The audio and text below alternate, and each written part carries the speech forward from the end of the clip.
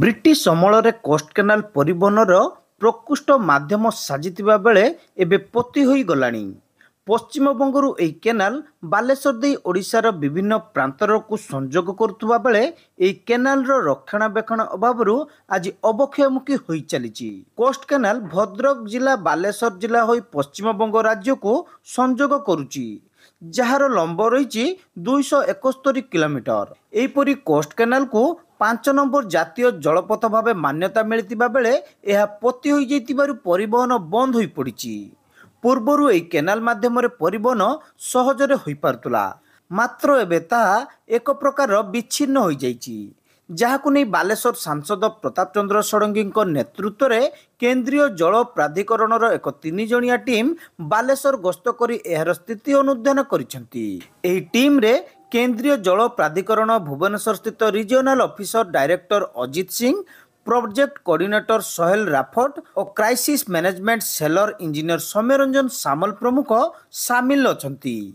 ଏହି ଟିମ୍ ପ୍ରଥମେ ନୁଣିଆଯୋଡ଼ିଠାରେ ଥିବା ବୁଢ଼ାବଳଙ୍ଗ ନଦୀକୂଳ ସମେତ ନୂତନ ଭାବେ ନିର୍ମାଣ ହେବାକୁ ଥିବା ପାର୍କ ପରିଦର୍ଶନ କରି ସେଠାରୁ ସିନ୍ଦିଆ ପଞ୍ଚାୟତ ଅନ୍ତର୍ଗତ ନଲକୁଲିଠାରେ ଥିବା କୋଷ୍ଟ କେନାଲ, ସୋଲପଟା ମାନ୍ଧାତା ପରିଦର୍ଶନ କରି ଭୋଗରାଇଠାରେ ଥିବା ଲକ୍ ଗେଟ୍ ପରିଦର୍ଶନ କରିଛନ୍ତି। ସେଠାରୁ ଫେରିବା ପରେ ଜିଲ୍ଲାପାଳଙ୍କ କାର୍ଯ୍ୟାଳୟ ପରିସରରେ ଏକ ସମୀକ୍ଷା ବୈଠକ ମଧ୍ୟ ଅନୁଷ୍ଠିତ ହୋଇଥିଲା। କୋଷ୍ଟ କେନାଲର ପୁନରୁଦ୍ଧାର ପାଇଁ ଏହି ଟିମ୍ ଅନୁଧ୍ୟାନ କରିଥିବା ବେଳେ ଏହାକୁ ନେଇ ସାଂସଦ ପ୍ରତାପ ଚନ୍ଦ୍ର ଷଡ଼ଙ୍ଗୀ କହିଛନ୍ତି, ବ୍ରିଟିଶ ସମୟରୁ ଏହି କୋଷ୍ଟ କେନାଲ ଜୀବନ୍ତ ଅବସ୍ଥାରେ ପରିବହନ କାର୍ଯ୍ୟ ହେଉଥିଲା। ପଶ୍ଚିମବଙ୍ଗରୁ ଅନ୍ୟ ସ୍ଥାନକୁ ମାଲ ରପ୍ତାନି ମଧ୍ୟ ହେଉଥିଲା, ଯାହାକି ଲୋକମାନଙ୍କର କୋଷ୍ଟ କେନାଲ ଏକ ଜୀବନରେଖା ସହିତ ଜୀବନ ଜୀବିକା ଥିଲା। ତାହା ଏବେ ବନ୍ଦ ହୋଇଗଲାଣି। ଲୋକେ ଜବରଦଖଲ କରିଥିବା ବେଳେ ଅଧିକାଂଶ ସ୍ଥାନ ପୋତି ହୋଇପଡ଼ିଛି। ଜଳ ପ୍ରବାହ ନଥିବା କାରଣରୁ ଏହା ସମ୍ଭବପର ହୋଇପାରୁନାହିଁ। ତେଣୁ କୋଷ୍ଟ କେନାଲର ପୁନରୁଦ୍ଧାର ପାଇଁ ସେ 5 ବର୍ଷ ହେଲା ଲାଗିଥିଲେ। ଏବେ କୋଷ୍ଟ କେନାଲର ପୁନରୁଦ୍ଧାର କାର୍ଯ୍ୟ ଏକ ନୀତିଗତ ନିଷ୍ପତ୍ତି ହୋଇଛି, କିନ୍ତୁ ଏହା ତୃତୀୟ ପର୍ଯ୍ୟାୟକୁ ରହିଛି। କୋଷ୍ଟ କେନାଲକୁ ପୁନରୁଦ୍ଧାର କରିବା ପାଇଁ ଗୋଟିଏ ଟେକନ୍ ଇକୋନୋମିକ୍ ଫିଜିବିଲିଟି ଷ୍ଟଡି କରାଯିବ, ଫଳରେ ତାହାର ସମୀକ୍ଷା କରାଯାଉଛି। ବିଶେଷ କରି ଏହା 3 ମାସ ପର୍ଯ୍ୟନ୍ତ ତର୍ଜମା କରାଯିବା ପରେ ବିସ୍ତୃତ ଡିପିଆର୍ ପ୍ରସ୍ତୁତ କରାଯିବା ପରେ ସରକାରଙ୍କର ନିଷ୍ପତ୍ତି ଅନୁସାରେ କାର୍ଯ୍ୟକାରୀ ହେବ। ଏହାଦ୍ୱାରା ଚାଷୀ, ମାଛ ଚାଷୀମାନେ ବିଶେଷ ଭାବରେ ଉପକୃତ ହେବା ସହ ସାଧାରଣ ଲୋକ ମଧ୍ୟ ଉପକୃତ ହୋଇପାରିବେ। ଏଥିସହିତ ପରିବେଶ ସୁରକ୍ଷାରେ ଏହା ବେଶ୍ ସହାୟକ ହେବ। ଜଳସେଚନ ହୋଇପାରିବ, ମାଛ ଚାଷ କରାଯାଇପାରିବ, ଜାହାଜ ଚଳାଚଳ ମଧ୍ୟ କରିପାରିବ। କୋଷ୍ଟ କେନାଲର ପୁନରୁଦ୍ଧାର ହେବା ବେଳେ ସମସ୍ତ ସରକାରୀ ଜମିର ଜବରଦଖଲକୁ ଉଚ୍ଛେଦ କରାଯିବ। ବର୍ତ୍ତମାନ ଏହି କାର୍ଯ୍ୟଟା ହେବା ପାଇଁ ମୁଁ ନିଜେ ତ 4-5 ବର୍ଷ ଧରିକି ଲାଗିଥିଲି। ତେଣୁ ମୋର ଆଗ୍ରହ ହେଲା କି ଆଗେ ତୁମେ କାମ ବିଷୟଟା କ'ଣ ଜାଣନ୍ତୁ। ସେଥିପାଇଁ ମାନ୍ୟବର ମନ୍ତ୍ରୀଙ୍କୁ ସର୍ବାନନ୍ଦ ସୋନୱାଲଙ୍କୁ ମୁଁ ବାରବାର ଅନୁରୋଧ କଲି, ଯାହାଫଳରେ ଏ ଗୋଟେ ଟିମ୍ ଆସିଲେ, ଏ ସେଣ୍ଟ୍ରାଲ ଟିମ୍ ପୁରା ଏରିଆ ବୁଲିଲେ। ଆମେ ତାଙ୍କ ସହିତ ବୁଲୁଥିଲୁ, ଜିଲ୍ଲା ପ୍ରଶାସନ ବୁଲୁଥିଲେ, ଏବଂ ଯାହାଫଳରେ ସେମାନେ ପୁରା ଏରିଆ ବୁଲିବା ପରେ ତାଙ୍କର ଯେଉଁ ଅନୁଭବ ହେଲା କେନ୍ଦ୍ର ସରକାର ରିପୋର୍ଟ କରିବେ। এটা ফিজিবল ବୋଲି ସମସ୍ତେ ଅନୁଭବ କଲେ। ଆମେ ବି କଥା ହେଇଛୁ ଏଇଟା ପ୍ରାକ୍ଟିକାଲି ସମ୍ଭବ, କାରଣ ଅନେକ ଜାଗା ଏଥିରେ ମୁକ୍ତ ଅଛି, ଅତି ଅଳ୍ପ ଏନକ୍ରୋଚମେଣ୍ଟ ଅଛି, ଯାହାକୁ ସହଜରେ ହଟାଯାଇପାରିବ ବୋଲି ଜିଲ୍ଲା ପ୍ରଶାସନ କହିଲେ। ଏ ପ୍ରକଳ୍ପ ଅତ୍ୟନ୍ତ ଉପଯୋଗୀ ବାଲେଶ୍ୱର ଜିଲ୍ଲାରେ, ବାଲେଶ୍ୱରର ଉନ୍ନତି ପାଇଁ, ବାଲେଶ୍ୱରର ନିଯୁକ୍ତି ପାଇଁ, ବାଲେଶ୍ୱରର ପରିବେଶ ପାଇଁ, ବାଲେଶ୍ୱରର ବିକାଶ ପାଇଁ এই ପ୍ରକଳ୍ପ ତୁରନ୍ତ ହେବା ଉଚିତ। ଏବଂ ଜନସାଧାରଣଙ୍କର ପ୍ରଚଣ୍ଡ ଉତ୍ସାହ ଥିଲା। ସବୁ ଜାଗାରେ ହଜାର ହଜାର ଲୋକ ଉପସ୍ଥିତ ରହିଥିଲେ। ଗୋଟେ ଦିନର ସୂଚନା ସମସ୍ତେ ଉପସ୍ଥିତ ଅଛନ୍ତି। କାଲି ସନ୍ଧ୍ୟା ବେଳକୁ ଫାଇନାଲ ହେଲା।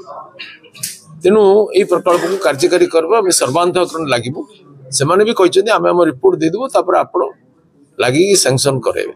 ମୁଁ ତ ବଡ଼ ଆଶାବାଦୀ ଅଛି, ଖୁବ୍ ଶୀଘ୍ର ଆରମ୍ଭ ହେବ, ମୋ ଦୃଢ଼ ବିଶ୍ୱାସ ଅଛି। ମୋର ଖାଲି ନୁହେଁ, ବାଲେଶ୍ୱରବାସୀଙ୍କର ବି ଗୋଟେ ଡ୍ରିମ୍ ପ୍ରୋଜେକ୍ଟ। ଆମେ ଦୀର୍ଘ ଦିନ ଧରି ଲାଗିଛୁ ଏବଂ କେନ୍ଦ୍ର ସରକାର ଯେତେବେଳେ ସର୍ଭେ ପାଇଁ ଅନୁମତି ଦେଇଦେଲେ, ସୁତରାଂ ମୋର ପୁରା ବିଶ୍ୱାସ ଯେ या परे पुणी प्रोजेक्ट को संपूर्ण करने पे हमको अनुमति मिले। अन्यपटे जिलापाल सूर्यवंशी मोहर विकास कहते केंद्र सरकारଙ୍କର 3 जणिया कमिटी मेंबर एही समीक्षा करबा पई आसीथिले।